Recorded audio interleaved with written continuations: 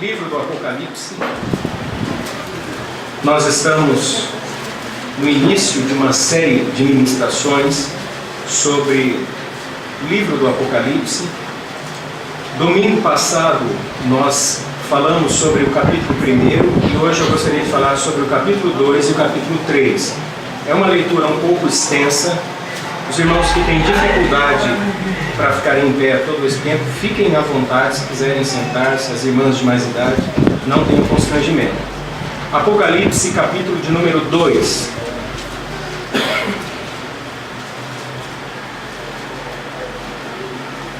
Leiamos. Ao anjo da igreja em Éfeso escreva: estas são as palavras daquele que tem as 7 estrelas em sua mão direita e anda entre os 7 candelabros de ouro. Conheço as suas obras, o seu trabalho árduo e a sua perseverança. Sei que você não pode tolerar homens maus, que pôs à prova os que dizem ser apóstolos, mas não são, e descobriu que eles eram impostores. Você tem perseverado e suportado sofrimentos por causa do meu nome, e não tem desfalecido. Contra você, porém, tenho isto: você abandonou o seu primeiro amor. Lembre-se de onde caiu. Arrependa-se e pratique as obras que praticava no princípio. Se não se arrepender, virei a você e tirarei o seu candelabro do lugar dele. Mas há uma coisa a seu favor: você odeia as práticas dos nicolaítas, como eu também as odeio. Aquele que tem ouvidos, ouça o que o Espírito diz às igrejas. Ao vencedor darei o direito de comer da árvore da vida que está no paraíso de Deus. Ao anjo da igreja em Esmirna escreva: estas são as palavras daquele que é o primeiro e o último, que morreu e tornou a viver. Conheço as suas aflições e a sua pobreza, mas você é rico. Conheço a blasfêmia dos que se dizem judeus, mas não são, sendo antes sinagoga de Satanás. Não tenha medo do que você está prestes a sofrer. O diabo lançará alguns de vocês na prisão para prová-los, e vocês sofrerão perseguição durante 10 dias. Seja fiel até a morte, e eu lhe darei a coroa da vida. Aquele que tem ouvidos, ouça o que o Espírito diz às igrejas. O vencedor de modo algum sofrerá a segunda morte. Ao anjo da igreja em Pérgamo escreva: estas são as palavras daquele que tem a espada afiada de 2 gumes. Sei onde você vive, onde está o trono de Satanás. Contudo, você permanece fiel ao meu nome e não renunciou à sua fé em mim. Nem mesmo quando Antipas, minha fiel testemunha, foi morto nessa cidade onde Satanás habita. No entanto, tenho contra você algumas coisas. Você tem aí pessoas que se apegam aos ensinos de Balaão, que ensinou Balaque a armar ciladas contra os israelitas, induzindo-os a comer alimentos sacrificados a ídolos e a praticar imoralidade sexual. De igual modo, você tem também os que se apegam aos ensinos dos nicolaítas. Portanto, arrependa-se, senão virei em breve até você e lutarei contra eles com a espada da minha boca. Aquele que tem ouvidos, ouça o que o Espírito diz às igrejas. Ao vencedor darei do maná escondido. Também lhe darei uma pedra branca com um novo nome nela inscrito, conhecido apenas por aquele que o recebe. Ao anjo da igreja em Tiatira escreva: estas são as palavras do Filho de Deus, cujos olhos são como chama de fogo e os pés de bronze reluzente. Conheço as suas obras, o seu amor, a sua fé e o seu serviço e a sua perseverança. E sei que você está fazendo mais agora do que no princípio. No entanto, contra você tenho isto: você tolera Jezabel, aquela mulher que se diz profetiza. Com os seus ensinos ela induz os meus servos à imoralidade sexual e a comerem alimentos sacrificados aos ídolos. Dei-lhe tempo para que se arrependesse da sua imoralidade sexual, mas ela não quer se arrepender. Por isso, vou fazê-la adoecer e trarei grande sofrimento aos que cometem adultério com ela, a não ser que se arrependam das obras que ela pratica. Matarei os filhos dessa mulher. Então todas as igrejas saberão que eu sou aquele que sonda mentes e corações, e retribuirei a cada um de vocês de acordo com as suas obras. Aos demais que estão em Tiatira, a vocês que não seguem a doutrina dela e não aprenderam, como eles dizem, os profundos segredos de Satanás, digo: não porei outra carga sobre vocês. Tão somente apeguem-se com firmeza ao que vocês têm até que eu venha. Aquele que vencer e fizer a minha vontade até o fim, darei autoridade sobre as nações. Ele as governará com um cetro de ferro e as despedaçará com um vaso de barro. Eu lhe darei a mesma autoridade que recebi de meu Pai. Também lhe darei a estrela da manhã. Aquele que tem ouvidos ouça o que o Espírito diz às igrejas. A carta ao anjo da igreja em Sardes escreva: estas são as palavras daquele que tem os 7 Espíritos de Deus e as 7 estrelas. Conheço as suas obras. Você tem fama de estar vivo, mas está morto. Esteja atento, fortaleça o que resta e que estava para morrer, pois não achei suas obras perfeitas aos olhos de meu Deus. Lembre-se, portanto, do que você recebeu e ouviu. Obedeça e arrependa-se. Mas se você não estiver atento, virei como um ladrão e você não saberá que hora virei contra você. No entanto, você tem aí em Sardes uns poucos que não contaminaram as suas vestes. Eles andarão comigo vestidos de branco, pois são dignos. O vencedor será igualmente vestido de branco. Jamais apagarei o seu nome do livro da vida, mas o reconhecerei diante do meu Pai e dos seus anjos. Aquele que tem ouvidos, ouça o que o Espírito diz às igrejas. Ao anjo da igreja em Filadélfia escreva: estas são as palavras daquele que é santo e verdadeiro, que tem a chave de Davi. O que ele abre, ninguém pode fechar, e o que ele fecha, ninguém pode abrir. Conheço as suas obras. Eis que coloquei diante de você uma porta aberta que ninguém pode fechar. Sei que você tem pouca força, mas guardou a minha palavra e não negou meu nome. Veja o que farei com aqueles que são sinagoga de Satanás, e que se dizem judeus e não são, mas são mentirosos. Farei que se prostrem aos seus pés e reconheçam que eu o amei. Visto que você guardou a minha palavra de exortação à perseverança, eu também o guardarei na hora da provação que está para vir sobre todo o mundo, para pôr à prova os que habitam na terra. Venho em breve. Retenha o que você tem, para que ninguém tome a sua coroa. Farei do vencedor uma coluna no santuário de meu Deus, e dali ele jamais sairá. Escreverei nele o nome de meu Deus e o nome da cidade do meu Deus, a nova Jerusalém, que desce dos céus da parte de Deus. E também escreverei nele o meu novo nome. Aquele que tem ouvidos, ouça o que o Espírito diz às igrejas. Ao anjo da igreja em Laodiceia escreva: estas são as palavras do Amém, a testemunha fiel e verdadeira, o soberano da criação de Deus. Conheço as suas obras. Sei que você não é frio nem quente. Melhor seria que você fosse frio ou quente. Assim, porque você é morno, não é frio nem quente, estou a ponto de vomitá-lo da minha boca.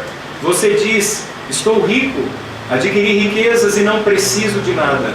Não reconhece, porém, que és miserável, digno de compaixão, pobre, cego e que estás nu. Dou-lhe este conselho: compre de mim ouro refinado no fogo, e você se tornará rico. Compre roupas brancas e vista-se para cobrir a sua vergonhosa nudez. E compre colírio para ungir os seus olhos e poder enxergar. Repreendo e disciplino aqueles que eu amo. Por isso, seja diligente e arrependa-se. Eis que estou à porta e bato. Se alguém ouvir a minha voz e abrir a porta, entrarei e serei com ele e ele comigo. Ao vencedor darei o direito de sentar-se comigo em meu trono, assim como eu também venci e sentei-me com meu Pai em seu trono. Aquele que tem ouvidos, ouça o que o Espírito diz às igrejas. Senhor, muito obrigado por tua santa palavra. Obrigado pelo privilégio de compreendermos as Escrituras. Nós estamos engajados neste grande desafio das próximas semanas de estudarmos o livro do Apocalipse.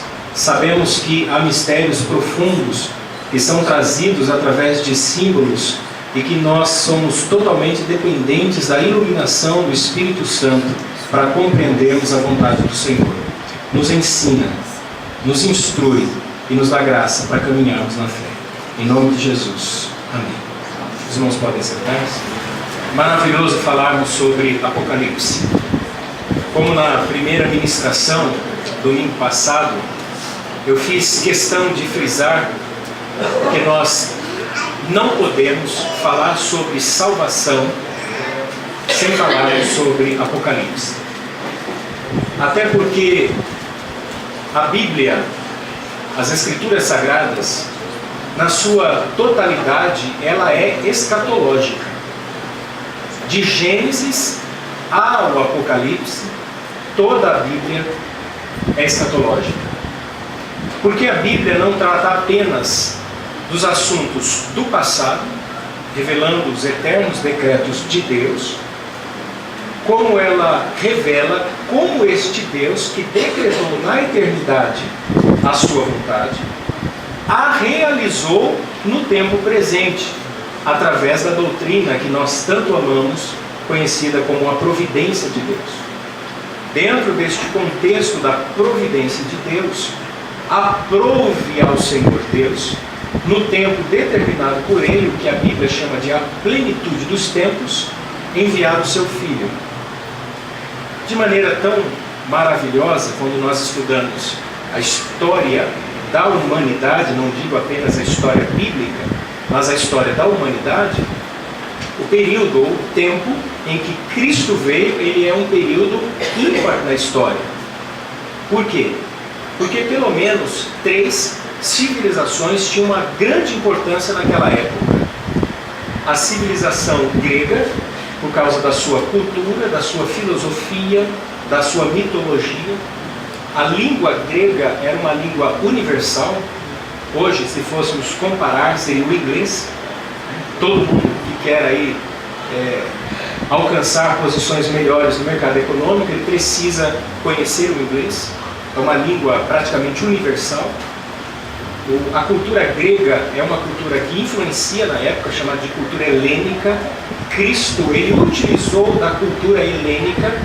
Por exemplo, o fato de ele ter 12 discípulos era algo que foi atribuído pelos gregos. Eles também faziam isso, os mestres, eles ensinavam desta forma com seus discípulos. Tem a importância da civilização romana, né? O Império de Roma, com a sua força militar, econômica, com o seu desejo de conquistar o mundo, de que Roma fosse a senhora, né? Dona de todo o mundo, abrindo estradas, fazendo ligação entre determinadas civilizações. Isso favoreceu para a expansão do Evangelho. E a civilização judaica, né? A religião judaica com o monoteísmo. O mundo era influenciado pelo paganismo. O paganismo é uma religião politeísta, onde se adoram vários deuses. Com a religião judaica, é uma religião que traz o monoteísmo, a adoração ao único Deus. Então, é um momento ímpar na história em que Deus fez convergir todas as coisas para que o propósito dele, através do Filho, ocorresse exatamente naquele determinado período.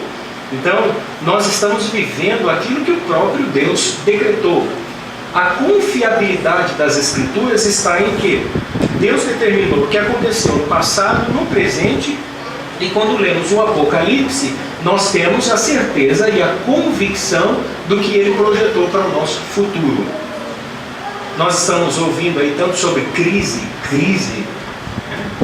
Agora, nós temos que nos apegar às profecias bíblicas. E o Apocalipse revela exatamente o que vai acontecer com os filhos de Deus. Podemos passar por tribulações? Claro que podemos. É óbvio que em um país como o nosso, um país laico, não há tanta perseguição, pelo menos não perseguição física, mas há uma perseguição moral muito intensa. Mas em países fundamentalistas, como países islâmicos, as pessoas não podem professar a fé cristã. Então esses homens são mortos. Recentemente saiu uma reportagem na internet, os muçulmanos fazendo leilão de cabeça de cristãos que eles mataram. Há muitos cristãos sofrendo pelo mundo. Quem acompanha a missão Portas Abertas da Igreja Perseguida deve ter visto o quanto a igreja tem sofrido pelo mundo. Às vezes nós ficamos no nosso círculo, na nossa redoma de proteção, e nós não percebemos a intensidade da perseguição da igreja, mas isso tem ocorrido. Nós podemos confiar plenamente nas Escrituras. O escritor aos Hebreus diz que tendo Deus outrora falado, né? Quando foi isso? Lá no Antigo Testamento. Ele falava de várias maneiras, através dos milagres, através dos utensílios do templo, através das festas cerimoniais, das leis morais.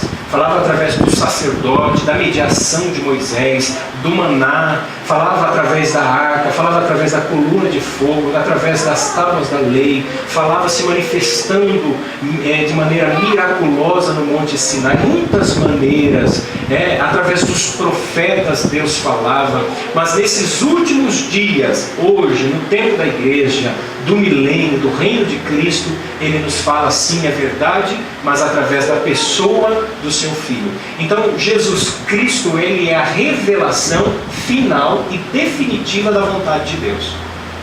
Nós, o que particularmente evidencia a nossa fé, a fé reformada, é que nós cremos que a revelação final e definitiva de Deus está em Jesus, e que Cristo se revela através das Escrituras. Então a revelação está fechada, não há novas revelações. Nós não cremos em alguém que foi no céu ou que foi no inferno e que trouxe uma nova revelação, que um anjo desceu e trouxe uma nova revelação. Nós não cremos nisso. A revelação é final e definitiva na pessoa de Jesus. Então nós temos no Apocalipse esta compreensão. Para recapitular um pouco do que nós falamos no domingo passado, eu sei que alguns irmãos já estudaram ou têm o hábito de estudar o Apocalipse. Então nós precisamos entender que o Apocalipse, ele tem algumas escolas de interpretação, algumas maneiras de ser interpretado. São basicamente 3, e uma delas se divide em 2 formas. A interpretação preterista é aquela pessoa que acredita que tudo aquilo que está profetizado no Apocalipse já se cumpriu na igreja do primeiro século. Então não tem mais nada para cumprir-se. Esta é a interpretação preterista, onde já se cumpriu. Existe a interpretação futurista. Esta acredita que a partir do capítulo 4, que é o que nós vamos falar domingo que vem, do 4 e o 5 em diante, diz respeito a um reino futuro. Então todas estas coisas estão inseridas num contexto futuro. A escola de interpretação futurista, ela se divide em 2 segmentos. O dispensacionalista clássico, que é aquele mais antigo, dos pentecostais mais conservadores, e surgiu também nos últimos anos o dispensacionalismo extremado. Ficou muito conhecido entre nós por causa daquele filme Deixados para Trás, né? Que aí as pessoas ficaram doidas para entender o que ia acontecer. A vinda de Jesus se daria de 2 maneiras, ou em 2 períodos. Cristo desceria do Monte das Oliveiras, estabeleceria o reino aqui na terra, reinaria a partir de Jerusalém, e depois, esse período, Satanás será amarrado, depois ele é solto novamente a enganar as nações. Aí vem a grande batalha do Armagedon, Gog e Magog. Ele definitivamente destrói Satanás, o anticristo, a besta, e aí ele vai estabelecer o seu reino. Fala da grande tribulação, que a igreja é o período pré-milenista, né? Então a igreja, ela é arrebatada antes da tribulação, pré-tribulacionista. A igreja não enfrenta a tribulação. Essa não é a minha escola de interpretação. A escola de interpretação que eu me dedico e que eu tenho uma identificação maior é a escola de interpretação histórica. Ela acredita que todo o Apocalipse ele é simbólico de realidades literais, mas que são dadas através de uma visão ao apóstolo João simbolicamente. Então estes símbolos, eles têm um sentido literal, mas não é que acontecerá deste jeito aqui. Isso aqui são símbolos. Então o livro do Apocalipse, ele é riquíssimo em símbolos, em números, né? Você vai ver vários símbolos e vários números, e nós precisamos interpretar o sentido disso no contexto em que Deus dá esta visão a João. Esta escola é a escola de interpretação de Agostinho, dos reformadores, dos teólogos que mais tiveram influência na história da igreja. Eu costumo dizer que nós não podemos ser muito dogmáticos. Eu não posso aqui bater o pé e dizer para os irmãos, vai ser exatamente do jeito como eu aprendi a interpretar, né? Com relação ao que já foi revelado, nós temos claramente a compreensão das Escrituras. Nós temos que tomar muito cuidado com relação ao futuro, porque há coisas que ainda estão veladas a nós, né? Elas estão, os nossos olhos estão fechados, vedadas, né? Então nós não conseguimos enxergar ainda claramente o que vai acontecer lá na frente. Nós vemos através de símbolos e nós temos uma interpretação. Eu penso que essa seja a interpretação mais coerente. Por quê? Porque ela nos dá uma realidade do que é vida eterna. E quando nós temos uma compreensão do que é vida eterna, do que é eternidade, nós podemos ter uma concepção melhor do que é, por exemplo, o inferno. Como eu disse na primeira pregação, há aqueles que acreditam que o inferno é um determinado lugar onde Jesus foi, após a sua morte, pregar aos espíritos em prisão. Se tem uma passagem do apóstolo Pedro. Isso é a nossa herança católica, né? A nossa matriz católica. Por quê? Porque a Igreja Católica ela defende a existência de pelo menos 3 lugares. Ela defende a existência do céu, do inferno e do purgatório. No céu é o lugar onde vão praticamente somente os santos. Só os santos é que vão para o céu. O inferno só vão aqueles que são muito ruins mesmo, os monstros. Agora tem um lugar intermediário, que é o purgatório. A palavra purgatório vem de purgar, né? De tirar os pecados. Então o ensino, esse é um ensino da Idade Média, que a igreja introduziu para defender a possibilidade de domínio político da igreja. Ou seja, aquelas pessoas que haviam passado pelo batismo regenerador, porque na Igreja Católica o batismo ele regenera, por isso que eles batizam infantos, né, crianças. Então, aquelas pessoas que passaram pelo batismo, mas que não tiveram uma vida devota na igreja. Como que você faz isso? Na Igreja Católica, como que você entra num processo de santificação? Através da correta ministração dos sacramentos. Então você tem que fazer a confissão auricular, você tem que confessar para o padre os seus pecados, aí você tem que pagar penitências, né? Você tem que participar, tomar a hóstia do corpo de Cristo, da Eucaristia, da comunhão. E estas pessoas que não agiram corretamente, elas vão para o purgatório. No período da Reforma Protestante, surgiram algumas dificuldades. Por exemplo, uma criança pagã que não houvesse sido batizada na Igreja Católica. O que fazer com essa criança? Se ela não foi batizada, ela tem que ir para o purgatório. Agora, ela vai para o purgatório para quê se ela ainda não pecou? Porque o que eles defendem é que a expiação de Cristo é semelhante ao conceito arminiano. A expiação ela é ilimitada no sentido de que Cristo morre pelo pecado original, mas o homem precisa pagar pelos pecados desta vida. Então, essa criança não teve vida, né? Então ela precisa entrar no céu. Aí eles criaram o Limbus Infantus. Era um lugar especial onde ficavam aquelas crianças. Depois eles removeram esse ensino da igreja por causa do movimento da reforma, e aí a igreja foi ficando fragilizada. Também existia o Limbus Medium, né, que era o lugar onde ficavam, por exemplo, os patriarcas do Antigo Testamento, né, aqueles que morreram, por exemplo, lá no tempo de Noé, os homens fiéis, eles iam para o Limbus Medium.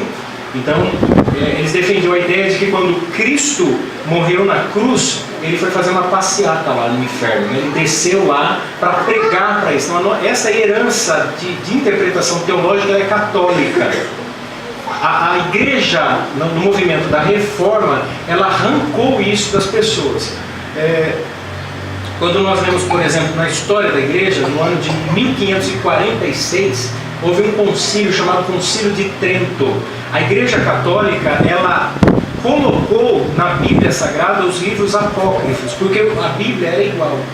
Tem gente que pensa que a Bíblia dos evangélicos tem menos livro dos católicos que os evangélicos que tiraram por causa da reforma. Na verdade, a Igreja introduziu para quê? Para que ela conseguisse manter-se ainda na Europa.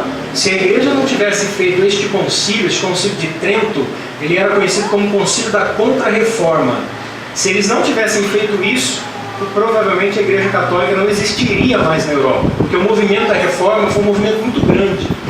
Então eles utilizavam ensinos como, por exemplo, de Macabeus, que ensinava a oração pelos mortos. E aí eles conseguiram manter ainda o domínio da igreja. Então é importante nós estudarmos o Apocalipse e compreendermos. Bom, a dificuldade que nós temos com relação ao Apocalipse eu penso que talvez esteja relacionada à palavra profecia. Não é? Toda vez que alguém diz para você assim, você já leu uma profecia? A primeira ideia que vem na sua mente é a seguinte: profecia é algo que diz respeito ao futuro. Mas será que é exatamente isso que passa na mente do apóstolo João quando ele dá o título de profecia ao Apocalipse? Nós, que somos de um berço pentecostal, estamos muito acostumados com a palavra profecia relacionada às coisas que ainda vão acontecer. Mas eu quero chamar a sua atenção para um ponto importante aqui. Quando o apóstolo João fala a palavra profecia, ele está dizendo que a palavra que ele traz é uma palavra diretamente vinda de Deus. Só isso. Só isso.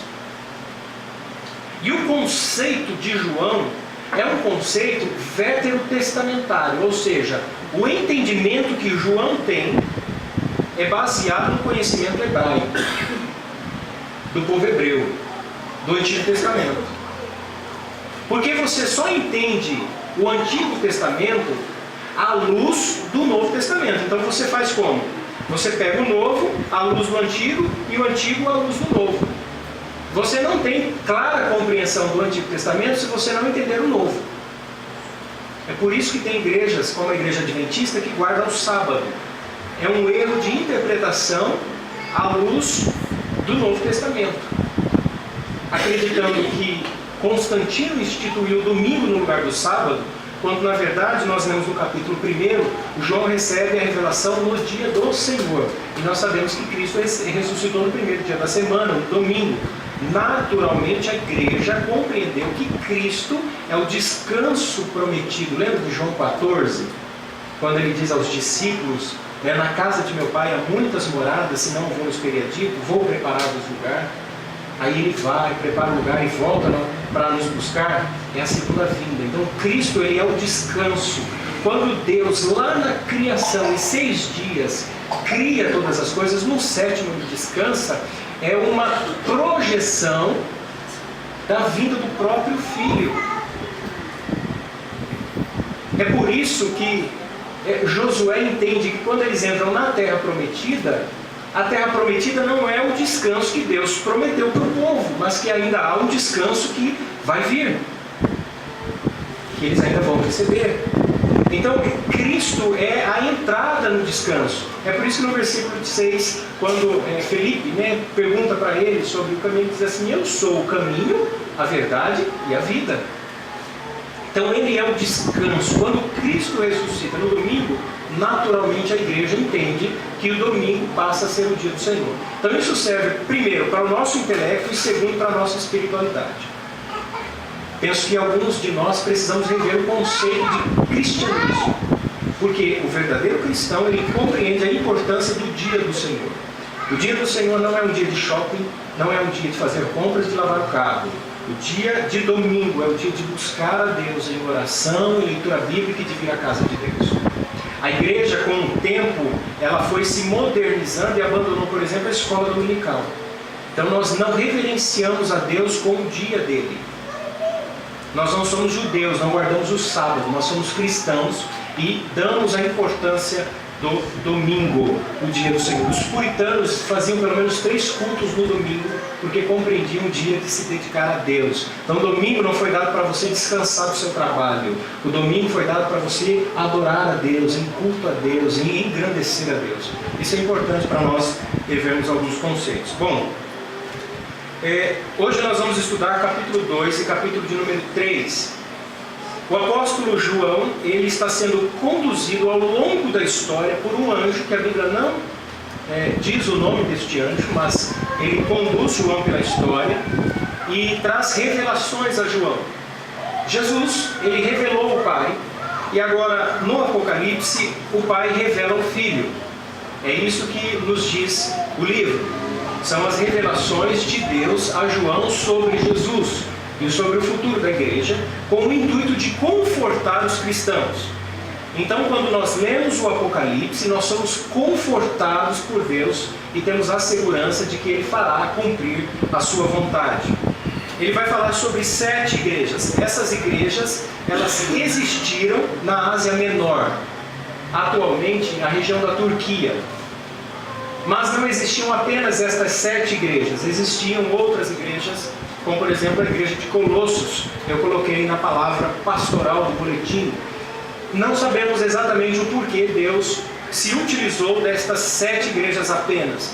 Talvez porque a distância média entre elas era de 50 a 55 quilômetros, e como eu disse aos irmãos, era importante que este pergaminho fosse levado de igreja em igreja para leitura pública, porque o Apocalipse ele é uma homilia, é uma pregação lida publicamente, para que gerasse temor e conforto no coração da igreja do primeiro século. Talvez para facilitar. A palavra 7, como eu disse, ela está estruturada no Apocalipse. Todo o Apocalipse ele vai se utilizar da palavra 7. Isso é uma técnica artística utilizada para memorização, para desenvolver quadros mentais, porque os irmãos não poderiam levar para casa o rolo escrito, as profecias, mas eles precisavam memorizar. Então é importante nós compreendermos isso. Um fato também interessante, ele vai falar sobre os anjos da igreja. Há uma luta para entender quem são esses anjos. Alguns estudiosos dizem que estes anjos eram anjos mesmo, né? Eram anjos, seres espirituais. A dificuldade de interpretação e aceitação deste ponto de vista é o seguinte: é porque a palavra anjo aqui está no masculino e a palavra igreja no feminino. São adjetivos interessantes que, quando você estuda no grego, você tem um leve entendimento de que este anjo se refere a pessoas.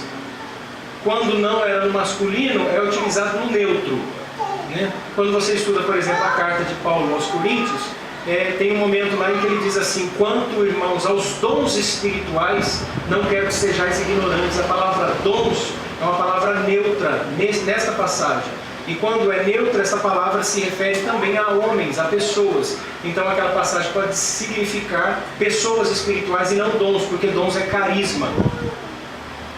A maioria dos estudiosos acreditam que anjo aqui sejam os pastores da igreja, que auxiliam no cuidado da igreja. Então é por isso que ele diz assim: bem-aventurado aquele que lê, né, o pastor, e bem-aventurado aqueles que ouvem e que guardam. Então os irmãos estão ouvindo a palavra de Deus.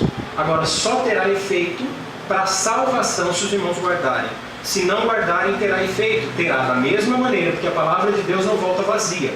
Ou ela volta com a salvação ou com a condenação. Todos os homens estarão diante de Deus. Os problemas das igrejas são os mesmos. Perseguição por causa dos pagãos. Nós vamos estudar aqui algumas igrejas, o problema do paganismo e a perseguição por causa dos judeus. Os irmãos sofriam muitas perseguições.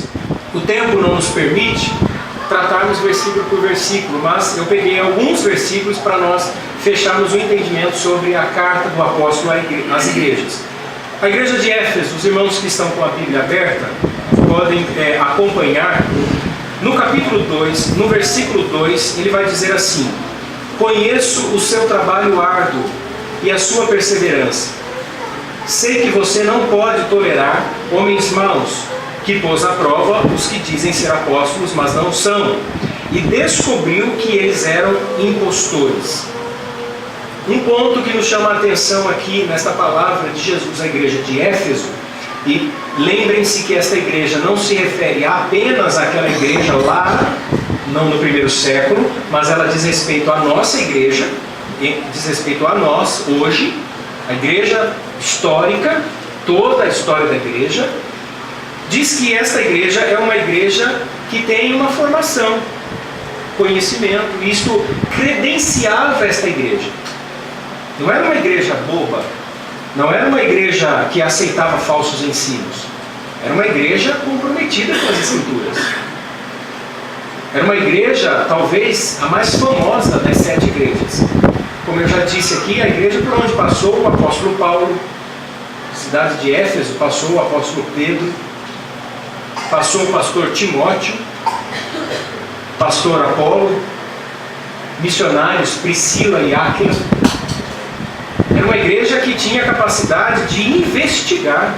Olha o que diz o versículo: e descobriu que eles eram impostores, aqueles que, homens conhecedores, eruditos, com técnicas de oratória, que arrebanhavam multidões. Esta igreja, ela identificou que estes homens eram impostores. Então era uma igreja que tinha conhecimento. Uma igreja que está acostumada com o conhecimento, não é uma igreja que aceita qualquer coisa. Conheci um irmão em Indaiatuba, ele morou no Rio Grande do Sul, e ele disse assim para mim: pastor, na igreja em que eu congregava, o pastor ficou lá muitos anos e era um homem de muito estudo, de muita teologia. E este pastor, quando foi substituído por outro, o pastor não ficou 2 anos. O próprio pastor que substituiu disse para os irmãos: ó irmãos, eu não vou ficar aqui porque eu não tenho condições de manter o ensino por esse pastor. Olha o tamanho da responsabilidade. Porque a igreja, ela se acostuma.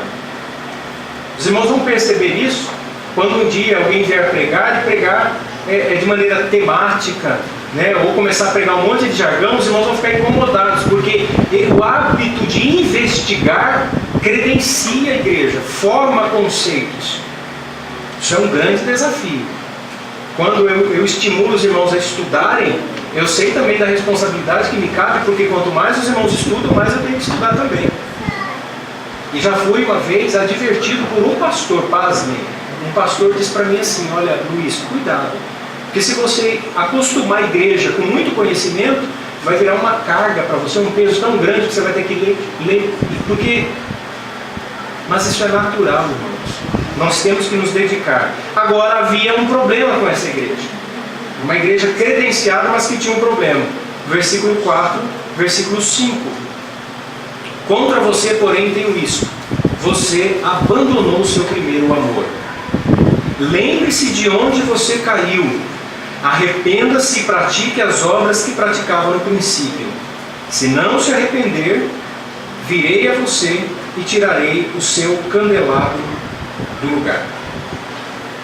Nós precisamos entender aqui primeiro o contexto em que a igreja está inserida. Lembre-se de onde você caiu. Cidade de Éfeso era a cidade que adorava a deusa Ártemis. Era a deusa grega, filha do deus dos deuses, né, que era Zeus. Os irmãos se lembram daquela passagem?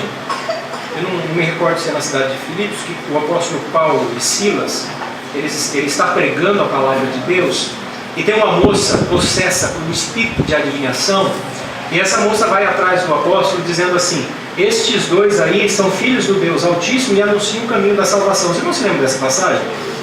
E aí a Bíblia diz que o Espírito Santo, ele incomodou o apóstolo Paulo, e ele virou e expulsou aquele espírito de adivinhação. Quando eu li essa passagem, eu fiquei pensando assim: como ela está falando a verdade. Não faz o menor sentido expulsar, porque ela está dizendo que eles são filhos do Deus Altíssimo e anunciam o caminho da salvação. A questão é o conceito de quem ouvia aquela mensagem. O conceito da cidade era o seguinte: é Filipos, né, porque ele ficou preso lá. O conceito da cidade é o seguinte: Deus Altíssimo era Zeus. Filhos do Deus Altíssimo eram semelhantes a Ártemis, a Apolo, que era irmão da deusa Ártemis, que foi latinizado pelos romanos, conhecida como a deusa Diana, né? Esse Deus Altíssimo, então, quando ela dizia assim, eles são filhos do Deus Altíssimo, o povo entendia: então Paulo e Silas são filhos de Zeus. Paulo talvez não tivesse percebido isso, mas o Espírito Santo revelou para ele, ele expulsou aquele. Consegue perceber a ação de Deus? Então, quando Deus diz assim para a igreja: lembre-se de onde vocês caíram. Vocês eram idólatras, vocês adoravam Ártemis, vocês eram devotos a Ártemis, mas agora que vocês conhecem a verdade, vocês estão abandonando o primeiro amor.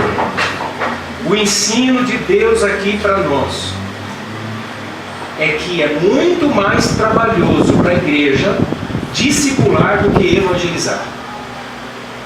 A necessidade que urge no momento, que grita no momento para nós, é de discipular e não de evangelizar.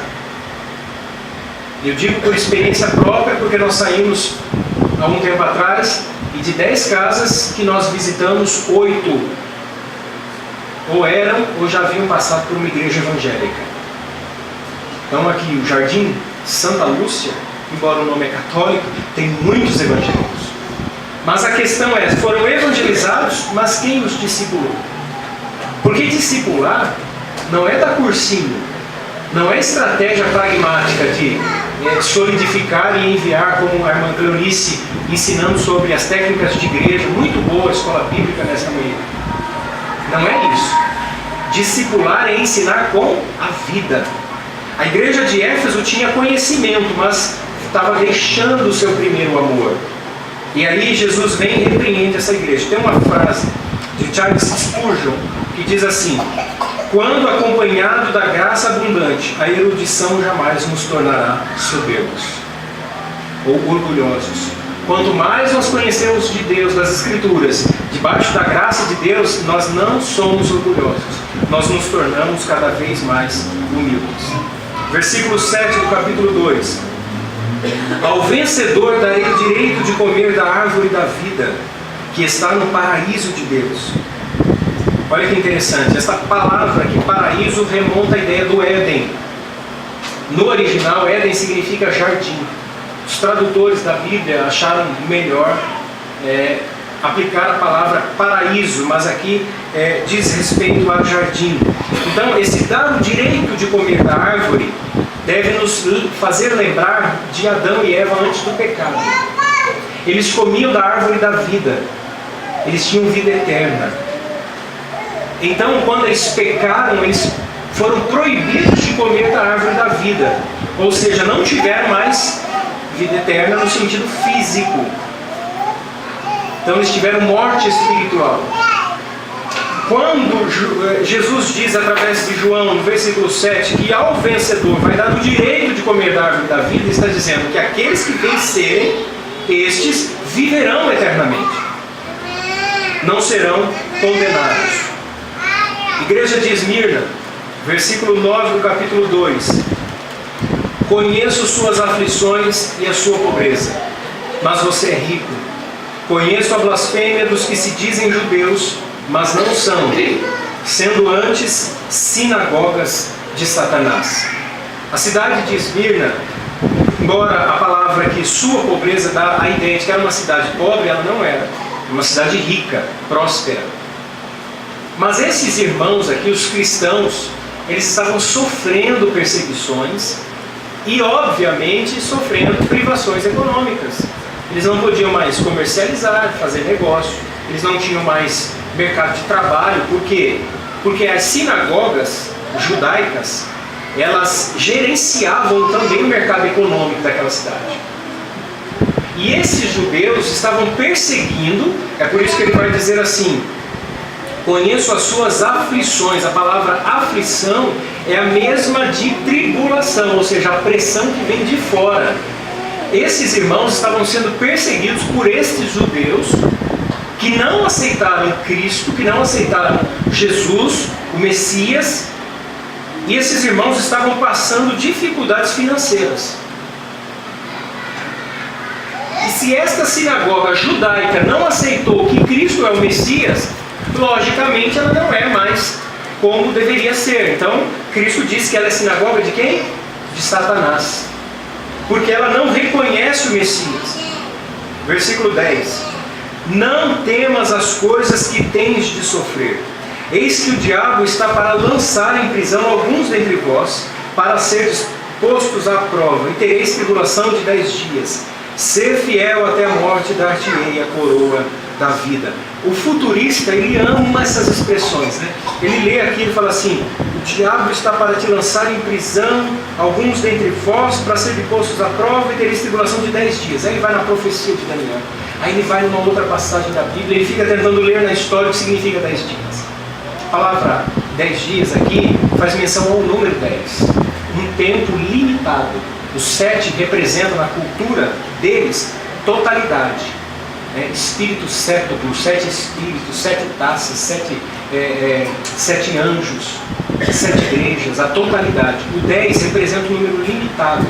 quando ele diz que vai sofrer uma perseguição por 10 dias, ou tereis tribulações de 10 dias, está dizendo o seguinte: vocês vão ser perseguidos pelo diabo, serão lançados em prisão, sofrerão tribulação, mas esta tribulação tem um período limitado.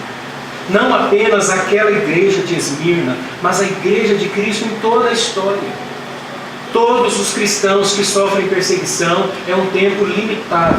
Ainda que dure 100 anos, 200 anos, ou um milênio, como foi a Idade Média, né? A época da escuridão espiritual, do século V até o século XV, quando vem a Reforma Protestante. Mas é um período limitado. E a expressão coroa da vida aqui é interessante. Diferente da cidade de Éfeso, que adorava a deusa Diana, aqui na cidade de Esmirna, eles adoravam uma outra deusa, que era a deusa Cibele, né? Ou a deusa protetora, ou a deusa da natureza. E esta deusa, ela tinha uma coroa, ela utilizava uma coroa. E Cristo está dizendo aqui: se vocês forem fiéis na tribulação e na perseguição, vocês vão receber uma coroa. Mas não é a coroa de Cibele, é a coroa da vida eterna. Então, aquela deusa que era venerada, que recebia adoração por ser a deusa que cuidava da natureza. Muito cuidado com a expressão a mãe natureza, vem desta tradição pagã. Tem crente que fala: a mãe natureza enviou chuva. Não, irmãos, é o Deus e suas bênçãos providenciais. Não existe mãe natureza, não existe Deus a mãe, é Deus Pai, Deus Filho e Deus Espírito Santo. E como eu aprendi, né, através de uma pregação que foi indicada pelo André Conceição, pastor Franklin Ferreira, não é correto usar a primeira pessoa da Trindade, segunda pessoa, terceira, porque não há hierarquia. São 3 pessoas, o mesmo Deus. Então não há primeiro, segundo e terceiro. É o Deus Pai, que é Deus Filho, que é Deus Espírito Santo. É um mistério. Mas nós não temos que atribuir a mãe natureza. Igreja de Pérgamo, capítulo 2, versículo 13.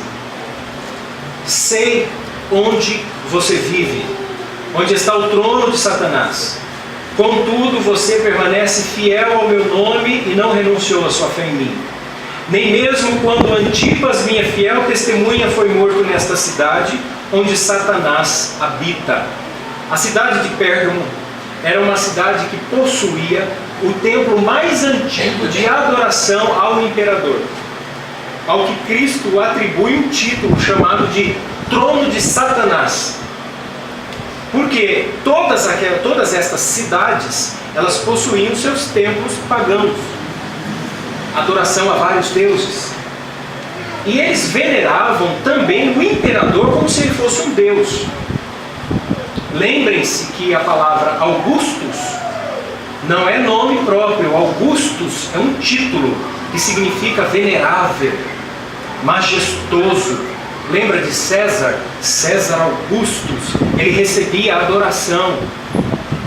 Vocês vão lembrar agora daquela passagem em que Jesus é colocado à prova, quando falam para ele sobre os tributos para pagar a César, e Jesus então fala: qual a imagem, né, que vocês veem na moeda? Eles dizem assim: nós vemos a imagem de César. Jesus diz assim: dai a César o que é de César e a Deus o que é de Deus. Tem pastor que usa essa passagem para dizer assim: paga o imposto de renda lá e na igreja dá o dízimo. Dai a César o que é de César e a Deus o que é de Deus. Nesse caso seria dai a Dilma o que é da Dilma, né? E dai a igreja o que é da igreja. Mas não é isto. O que Jesus está levando aquele povo é uma reflexão muito mais profunda. Jesus, em outras palavras, está dizendo assim: o que é que César deseja? Imagine a mente de um judeu. O judeu, ele só adora a Deus. Você carregar no seu, não vou falar bolso porque eles não tinham calça, né? Mas você carregar lá no seu saquinho de moeda, saquitel, né? No seu saquitelzinho, as moedas com a imagem de César é uma afronta para um judeu muito grande. Eles odiavam ter que pagar impostos. Por isso que Zaqueu era considerado um pecador, né? Um publicano. Mateus, né, que era da coletoria, trabalhava para o Império Romano.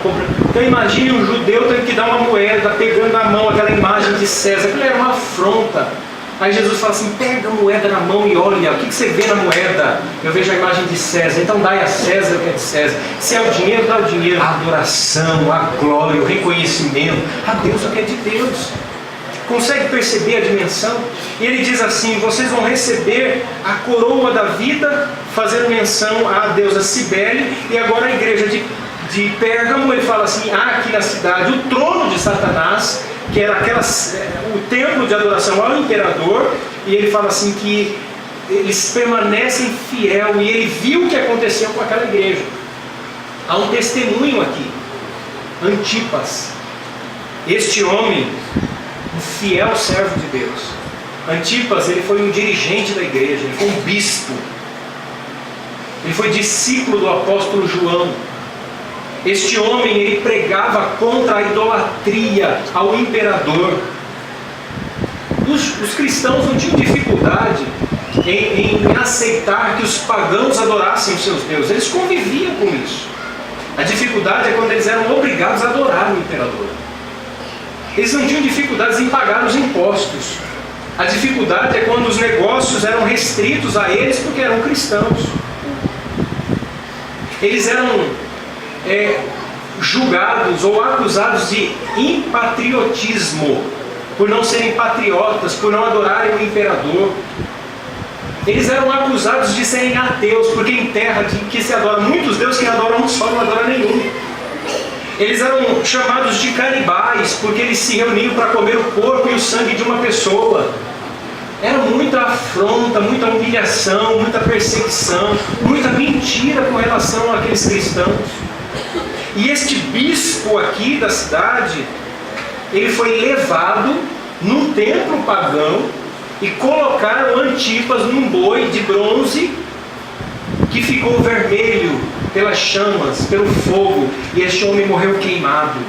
Mas ele continuou e perseverou até o fim, dando testemunha. Por isso que ele diz assim, que nem mesmo quando Antipas, minha fiel testemunha, foi morto nesta cidade, onde Satanás habita, vamos manter a nossa fé em nosso Salvador. Capítulo 2, versículo 14 e 15. No entanto, tenho contra você, olha, Jesus elogiou a igreja, agora ele faz uma advertência. Tenho contra você algumas coisas. Você tem aí pessoas que se apegam aos ensinos de Balaão, que ensinou Balaque a armar ciladas contra os israelitas, induzindo-os a comer alimentos sacrificados a ídolos e a praticar imoralidade sexual. De igual modo, você tem também os que se apegam aos ensinos dos nicolaítas. Há pelo menos 3 grupos que nós identificamos aqui nesses versículos: o grupo dos nicolaítas, o grupo de Balaão e o grupo de Jezabel.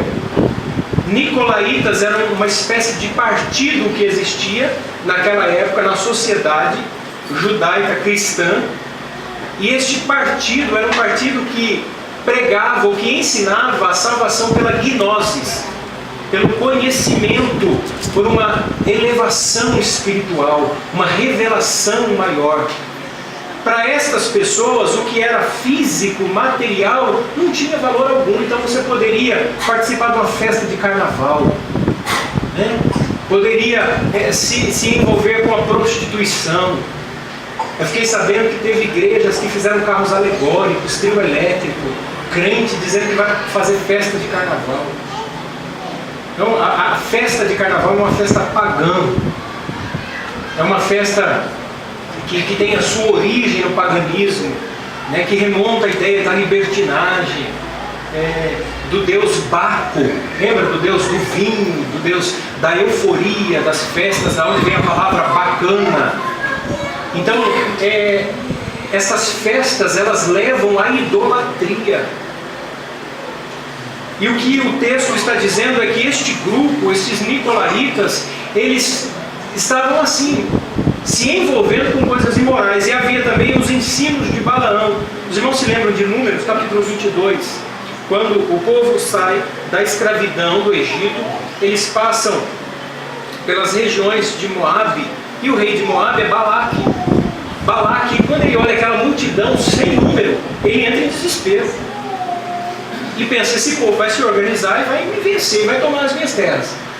Aí tem uma fama de que Balaão é um profeta amaldiçoador.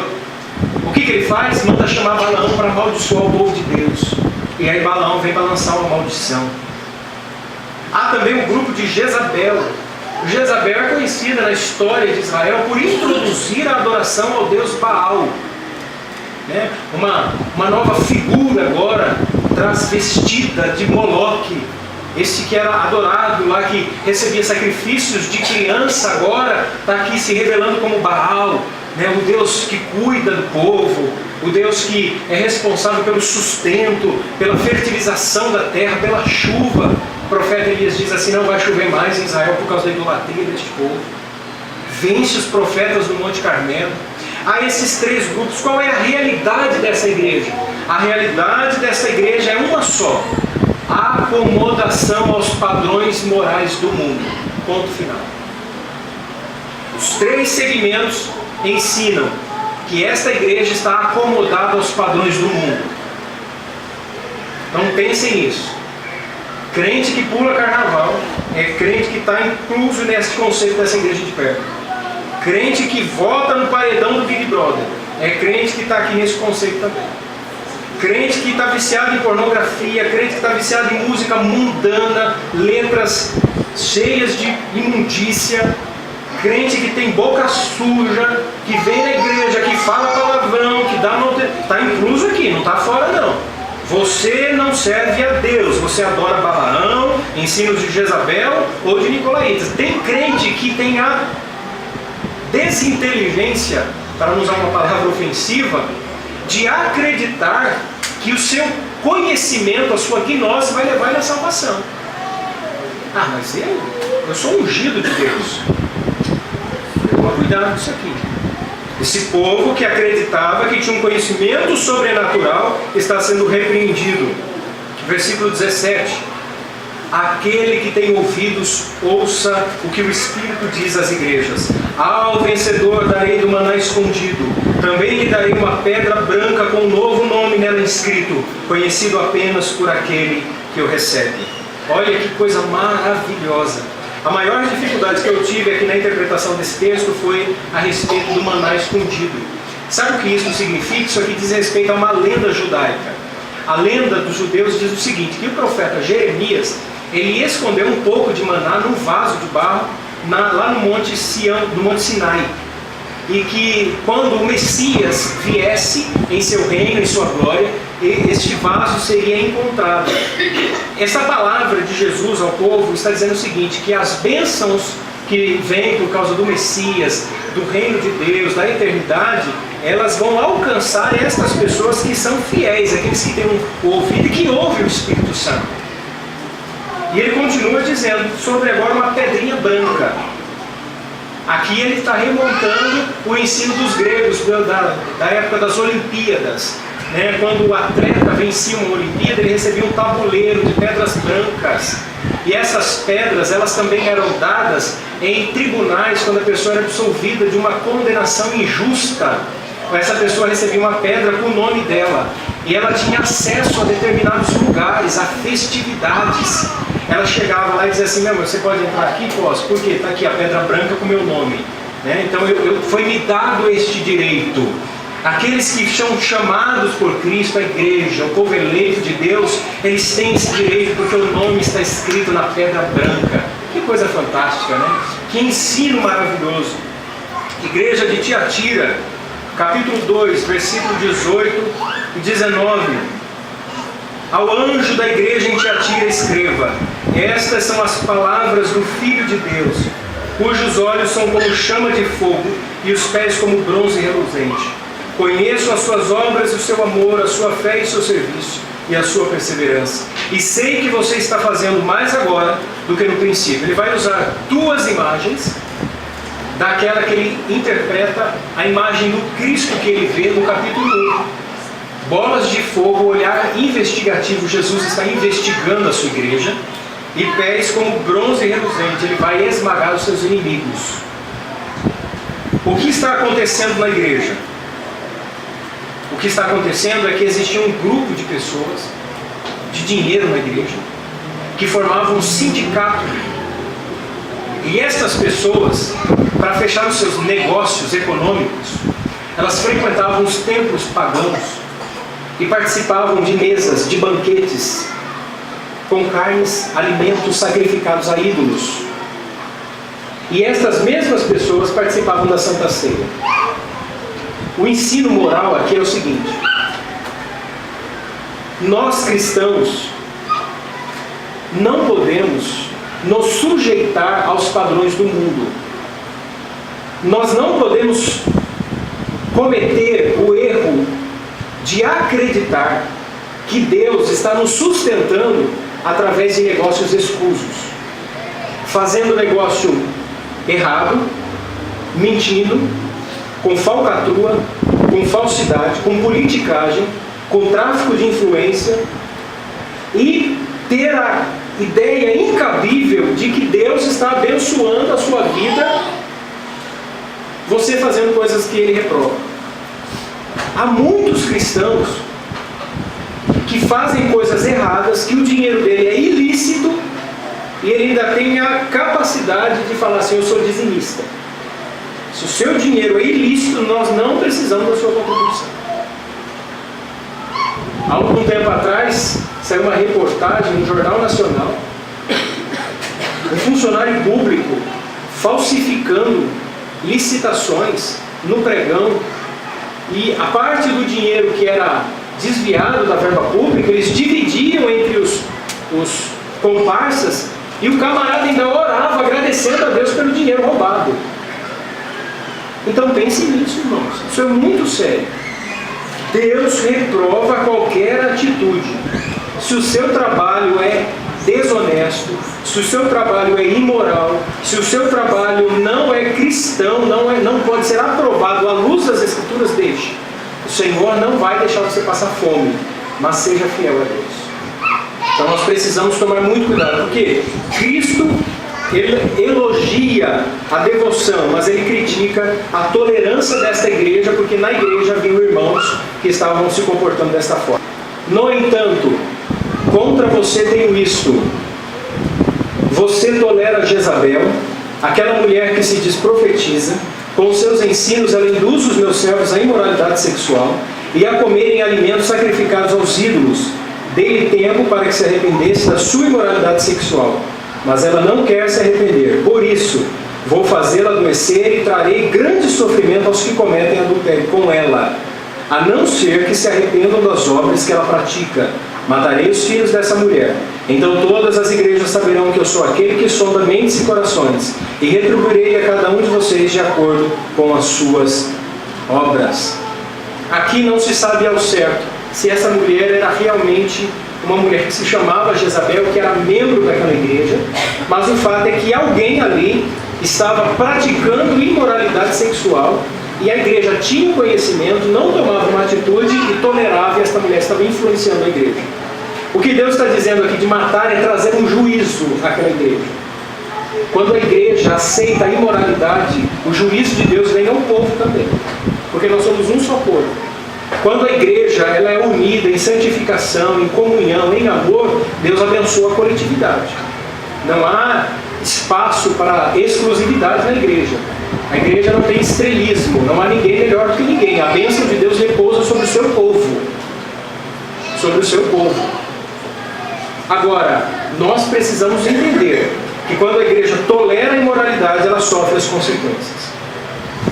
Igreja de Sardes, capítulo 3, versículo 1. Ao anjo da igreja em Sardes escreva: estas são as palavras daquele que tem os 7 Espíritos de Deus e as 7 estrelas. Conheço as suas obras. Você tem fama de estar vivo, mas está morto. Uma igreja que tinha a aparência de que estava viva, e não só aparência, ela tinha fama. Era uma igreja que as pessoas olhavam para ela e diziam assim: que igreja maravilhosa, que povo abençoado, mas ela era morta. Ela tinha a aparência de que estava viva, mas estava morta. Então ela tinha exterioridade, mas não tinha conteúdo, não tinha espiritualidade. Tinha aparência, tinha liturgia, mas não tinha o que o Edgar diz, doxologia. Ela não tinha essência, não tinha culto a Deus. Packer, ele é um teólogo anglicano, ele diz que há igrejas, existem igrejas, em que os seus cultos são solenes, mas são como um caixão florido. Lá dentro tem um defunto. Uma vez eu ouvi uma ilustração, achei muito interessante. O pastor, ele colocou um caixão no meio da igreja e anunciou para os irmãos que naquele domingo haveria um culto fúnebre. Mas ninguém havia morrido na igreja, nem parente de alguém da igreja. E os irmãos chegaram e viram aquele caixão e ficaram assustados. O caixão aberto no meio da igreja, o pastor disse: hoje nós vamos realizar um culto fúnebre. E eu gostaria que um irmão de cada vez desse uma olhada no defunto. E ele colocou no fundo do caixão um espelho. Então quem chegava e olhava via seu próprio rosto. Era um protesto do pastor pela frieza espiritual, pela indiferença, pela postura da igreja. Então, o que Deus está nos ensinando através do apóstolo é que há um grande perigo de que nós sermos de apenas cristãos de aparência, de mostrarmos que nós somos o que nós não somos. É claro, basta tempo e você conhece as pessoas. Eu tenho, graças a Deus, eu tenho uma certa facilidade. Tem uns que são meio 007, esconde, demora para você descobrir, né? Mas tem um ditado que diz que para você conhecer uma pessoa, você tem que comer 1 quilo de sal com ela. Então você não come 1 quilo de sal uma semana. Mas há pessoas que escondem a sua verdadeira espiritualidade, fingindo ser o que eles não são. Cristo diz que virá juízo sobre essas pessoas. Versículo 3. Lembre-se, portanto, do que você recebeu e ouviu. Obedeça e arrependa-se, mas se você não estiver atento, virei como um ladrão e você não saberá a que hora virei contra você. Olha que interessante. Ladrão, ele preferencialmente pratica o roubo à noite. E nós vivemos essa experiência, porque a nossa construção ela foi roubada, né? Um ladrão entrou durante a noite e roubou as ferramentas do pedreiro. O que Cristo está dizendo é que as pessoas que vivem desapercebidas, se você vem na igreja, mas você não está nem aí para a palavra de Deus, está vivendo numa boa, está pecando, está levando tudo suave na nave, né? Ah, pastor, estou de boa, não sinto juízo, não sinto a mão de Deus, meu coração não pesa, estou no pecado, ninguém tem nada a ver com a minha vida. Você está na noite, diz a palavra de Deus. Porque aquele que está na noite é que tropeça, porque ele não enxerga, por causa da escuridão espiritual. Aquele que anda em santidade, ele anda no dia, na luz, porque ele enxerga, ele vê claramente todas as coisas. Mas quem vive no pecado, ele não enxerga. Ele é sonolento, ele dorme. Lembra da palavra do apóstolo Paulo à igreja com relação à Santa Ceia? Os que não discernem o corpo de Cristo e tomam a ceia de maneira indiferente, eles dormem. Para estas pessoas que dormem, o Senhor, quando voltar, vai ser como um ladrão. Voltou. Ele vai estar desapercebido, desligado, ele vai estar dormindo. Então nós temos que estar atentos. Capítulo 3, versículo 4 e 5. Você tem aí em Sardes uns poucos que não contaminaram as suas vestes. Eles andarão comigo vestidos de branco, pois são dignos. O vencedor será igualmente vestido de branco. Jamais apagarei o seu nome do livro da vida, mas o reconhecerei diante do meu Pai e dos seus anjos. Deus está dizendo que nesta igreja, em que há pessoas que dormem, em que há pessoas que estão vivendo em pecado, há uns poucos que as suas vestes são brancas. Há o que nós chamamos de remanescentes. Na grande igreja visível, há uma pequena igreja invisível.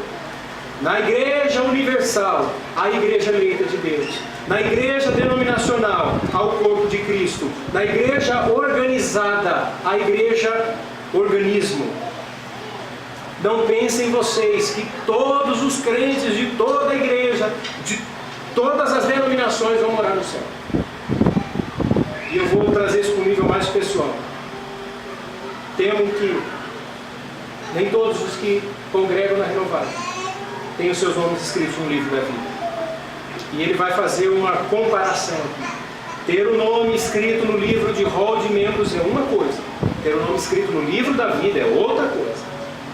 Há várias passagens na Bíblia que diz menção a livro. Êxodo capítulo 32, do 32 ao 33, a palavra é assim: agora, pois, perdoa-lhe o pecado, ou se não, risca-me, peço-te, do livro que escreveste. Então disse o Senhor a Moisés: riscarei do meu livro todo aquele que pecar contra mim. Este aqui não é o livro da vida.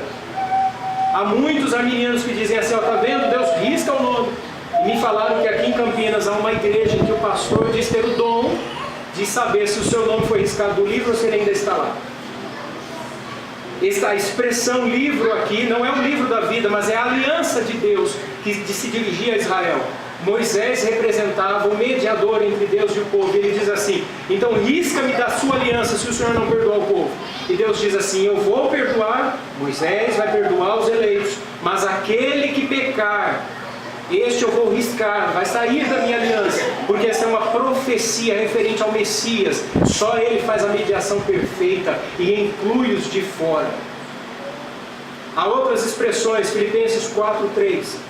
A ti, fiel companheiro de jugo, também peço que as auxilies, pois juntas se esforçaram comigo no Evangelho, também com Clemente e com os demais cooperadores meus, cujos nomes se encontram ali sim, no livro da vida.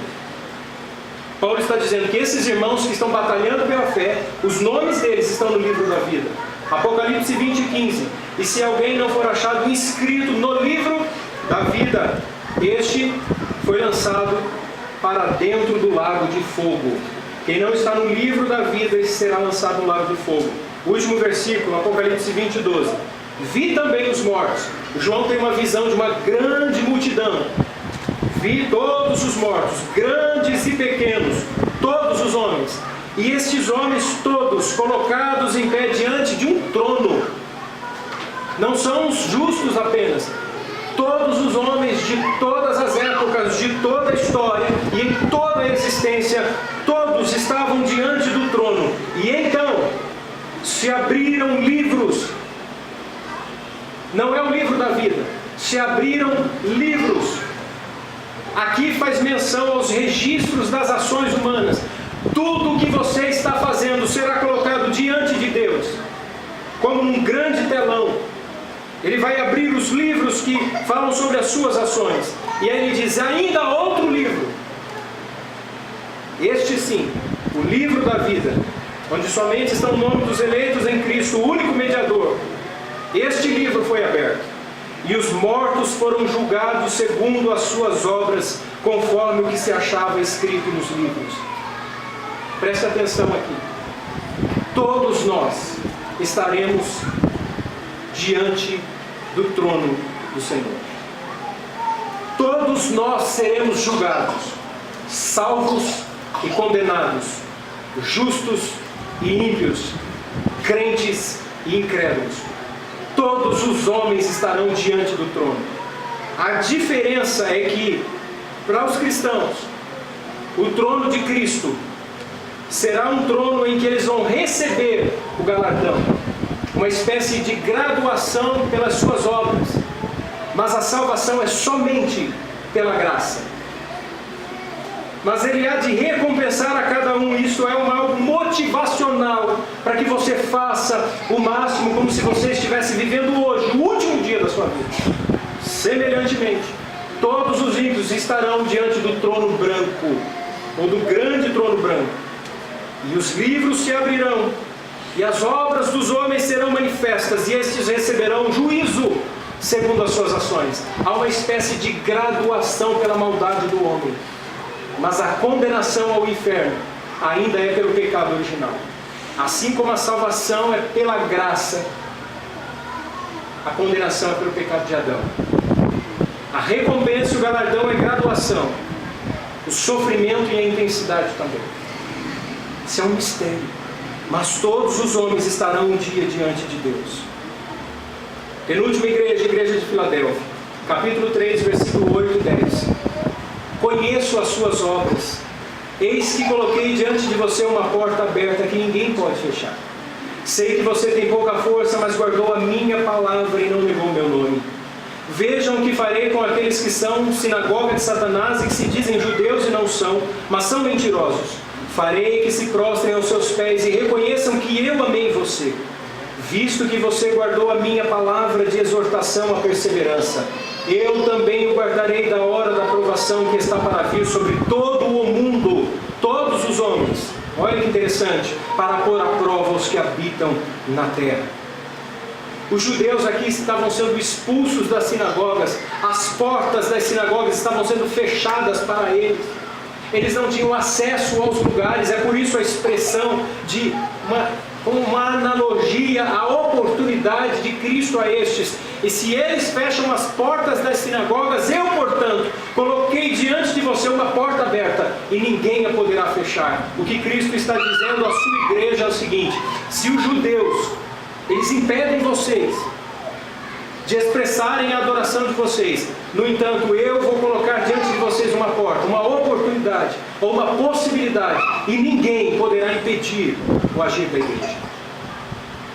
É por isso que ele usa a mesma expressão, dizendo assim: e ninguém a pode fechar. Porque é ele que vai fazer isso. A igreja não pode ser vencida. A igreja é dele. É ele que conduz a história, é ele que cuida da sua igreja e é ele que mantém o seu povo. Última igreja, aliás, ainda um versículo agora que fala sobre farei com que se prostrem aos seus pés. Essa expressão nos lembra ao que Deus fazia no Antigo Testamento. Os pagãos não se prostravam e adoravam os cristãos, não pense nisso. O que Deus está dizendo é que, assim como as nações no Antigo Testamento, elas, quando eram vencidas pela nação de Israel, elas se curvavam porque reconheciam que Deus vencia as batalhas através do seu povo, e elas reconheciam Deus. Estes judeus que expulsam os cristãos das sinagogas, são estes judeus que são descendentes daquelas nações que tinham reconhecimento do povo pagão. Agora esses judeus estão expulsando os cristãos, e Cristo está dizendo: então eles vão se prostrar diante de vocês, ou seja, eles vão reconhecer que eu amei vocês. Os ímpios, os que eram considerados como fora da aliança, os incircuncisos, os gentios, vocês que foram chamados para esta aliança, eles vão reconhecer que eu os amei, e eu vou honrar vocês. É isso que está dizendo a palavra. Igreja de Laodiceia, capítulo 3, versículo 15, versículo 16. Conheço as suas obras, sei que você não é frio nem quente. Melhor seria que você fosse frio ou quente. Assim, porque você é morno, nem frio nem quente, estou a ponto de vomitá-lo da minha boca. Ah, meus irmãos, quantas pregações nós já ouvimos aqui. A crente que pega fogo é a crente que é frio. Diz que o presbiteriano é sorveteriano. Não é isso que Cristo está dizendo. Ele está fazendo uma analogia com as fontes termais que existiam nas cidades que compunham a região da cidade de Laodiceia. Haviam cidades como Hierápolis e a cidade de Colossos.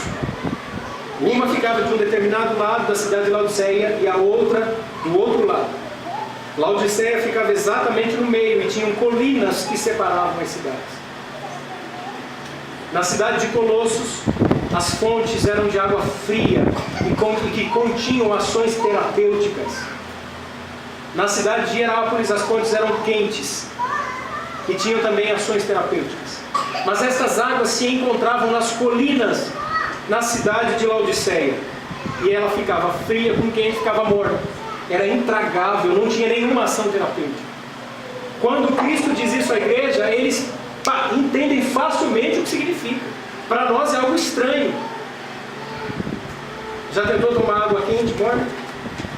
Intragável, dá ânsia, vontade de vomitar.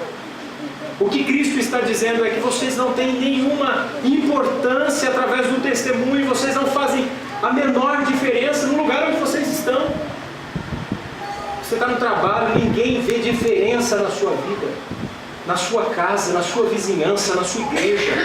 Você não é frio nem quente, você é morno. Vomitar-te-ei da minha boca. Crente sem compromisso, sem fidelidade. Igreja de aparência, olha o que diz versículo 17 e versículo 19. Você diz: estou rico, adquiri riquezas e não preciso de nada. Não reconhece, porém, que é miserável, digno de compaixão, pobre, cego e que estás nu. Aí Deus dá um conselho: compre de mim ouro refinado no fogo e você se tornará rico. Compre roupas brancas e vista-se para cobrir a sua vergonhosa nudez. E compre colírio para ungir os seus olhos e poder enxergar. E ele termina dizendo: repreendo e disciplino aqueles que amo. Por isso seja diligente e arrependa-se. 3 coisas importantes para nós concluirmos aqui. A cidade era rica economicamente. Possuía um centro bancário, financeiro. Era a cidade mais rica da Ásia Menor. As pessoas vinham de todos os lugares fazer empréstimos naqueles bancos. Riquíssima. Deus diz assim: vocês são pobres, miseráveis. Possuía uma indústria de tecido que produzia a mais pura lã da época. E Cristo diz assim: vocês estão com a nudez exposta. Vocês não têm o que vocês dizem ter. Possuía um centro médico de maior importância da época e produzia o colírio mais procurado naquele período, com capacidade fitoterápica, para curar certas patologias, com ação terapêutica. E Cristo diz assim: recomendo que vocês comprem de mim colírio para ungir os olhos de vocês. Eu anotei uma frase do puritano Jonathan Edwards, e ele diz assim: precisamos ter luz na mente e fogo no coração. A verdade de Deus é lógica em fogo. Você precisa entender a palavra de Deus, o seu coração precisa queimar com a verdade bíblica. Você precisa amar a Deus, senão você é pobre, é cego, é miserável e está nu.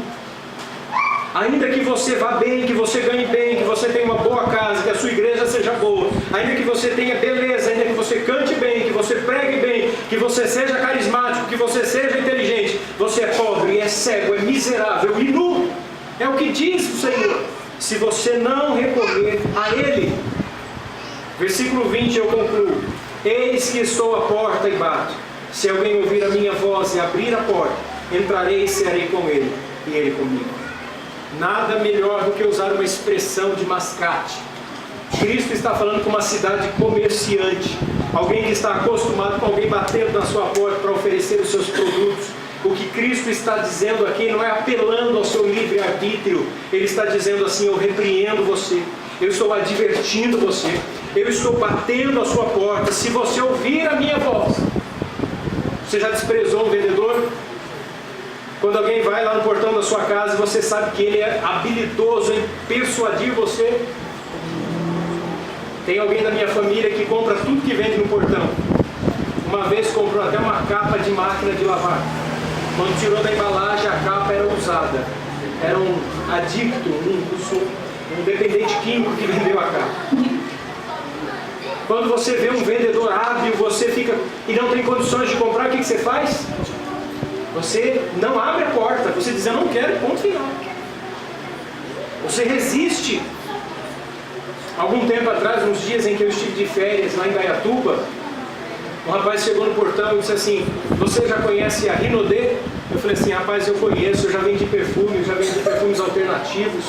Eu trabalhei numa farmácia que tinha uma perfumaria, eu recebi treinamento. Ele falou assim: não, mas a Rinodê você precisa ver. Eu falei assim: eu já conheço. Ele falou assim: deixa eu ver aqui na sua pele. E ele insistia, ele espiou o perfume e passou vários perfumes em mim, aquele cheiro. Eu falei: agora eu preciso cheirar grão de café, né, para neutralizar o cheiro do perfume, a fragrância, para ver se ele captava a mensagem, que eu sabia o que ele estava fazendo. E a insistência dele, ele falou assim: percebo que você entende mesmo, mas olha, vamos fazer o seguinte, quando que eu volto aqui para te oferecer o produto? Eu falei assim: eu não quero perfume. Ele falou assim: então me dá o seu celular que eu vou te mandar a mensagem. Não é possível isso, né? Cristo usa essa expressão de mascate aqui, de um vendedor. Toda vez que você vem no culto, Ele está dizendo: eis que estou à porta, eis que estou à porta. Ele está batendo a porta do seu coração. Se você ouvir a voz, é claro que só abre o coração aquele que tenha seu pecado vencido pela graça de Deus. A sua resistência é vencido pela graça irresistível. Mas Ele está sempre nos advertindo ao arrependimento. Vou concluir com esta frase que eu anotei. A história não termina aqui. Nós vamos estudar a partir do capítulo 4. Agora nós vamos passar da visão da igreja e vamos enxergar o trono. Mas nós vamos enxergar Cristo no trono. O Senhor glorificado. Não o Cristo sofredor, o Cristo que o profeta Isaías vê de dores, esmagado pelos nossos pecados. Nós vamos ver o Cristo glorificado, sentado no trono, o Rei dos Reis, como cantou aqui nesta noite. Levantai, ó portas, as vossas cabeças e entrará o Rei da Glória, o Cristo do Salmo 24. Hoje nós vemos o Cristo do Salmo 23, o Senhor é o meu pastor, nada me faltará. Enxergamos no passado o Cristo do Salmo 22, aquele que dá vida pelas suas ovelhas, mas nós vamos enxergar o Cristo do Salmo 24, aquele que é o Rei dos Reis, o Senhor da Glória. Não aquele Cristo que nós somos transportados na ministração da ceia, quando lembramos das suas dores e feridas, mas do Cristo glorificado. Amém? Senhor, nós te louvamos nesta noite, porque o Senhor tem aberto a nossa mente, o nosso entendimento para as verdades da Tua Palavra. Nós sabemos que vivemos em uma época em que as pessoas têm resistência a estudar o Apocalipse. Alguns entram em pânico, ficam com medo, porque acham o livro profundamente simbólico. Mas o Senhor tem nos dado compreensão de muitas coisas, de muitas verdades, que são refletidas aqui no contexto em que o apóstolo João escreve. Que o Senhor traga edificação à igreja e, acima de tudo, temor e santidade aos corações. Em nome de Jesus.